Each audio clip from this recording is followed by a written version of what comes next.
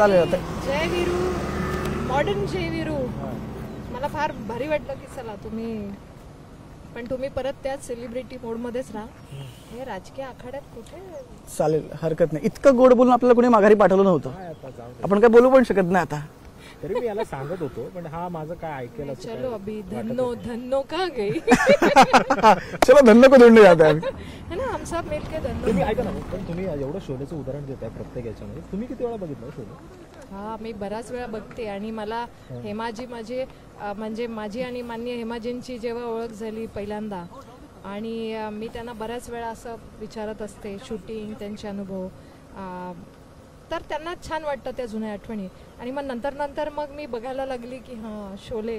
आणि आमच्या घरामध्ये पण चांगलं हे आहे, मूवीची नॉलेज असणारीच मंडळी आहेत, त्याच्यामुळे मलाही तो पिक्चर आवडतो आणि मी बऱ्याच वेळा बघते.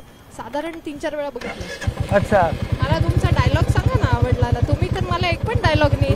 तुम्ही जय वीरू, तुम्ही आमची परीक्षा घेताय आता. एक पण डायलॉग ऐकवला नाही. सो मी कसं लक्षात ठेवू मला जय वीरू भेटले होते. आम्हाला आमचा एकच डायलॉग सध्या की मतदारसंघात जायचं आणि निवडणुकीला उभं राहायचं. बाकी आमच्या पिक्चर मध्ये डायलॉगच नाही. तुम्ही एखादा, आता तुम्ही एवढ्या वेळा शोले बघितले, तुम्ही एखादा ये मारा. दोस्ती ऐसे नहीं चली. ये ऐसे ही चलती है फिलहाल तो. आता तुम्ही मला एक छान डायलॉग ऐकवा आणि मग मी. तर होळी झालं तर मी म्हटलं असतं होळी कब आहे होली. होळी पण झाली. बसंतीचा डायलॉग आहे पण तो नको. टाकीव आहे मी म्हटलं असतं. नाही, आमच्याकडे सन्नाटा नाही. आमच्याकडे तर कॉम्पिटिशन आहे. आमच्याकडे तर हो, तुम्हाला खरं सांगू का, तुमच्यामुळे इतरांकडे सन्नाटा झालाय सध्या. हा, इकडे सन्नाटा हो गया. तुमच्यामुळे पण. मध्ये असं म्हणावं लागेल की सरकार खुश होगा, सरकार शाबाशी देगा, असं आम्हाला करावं लागेल. की बार 400 बार. एबीपी माझा, उघडा डोळे बघा नीट.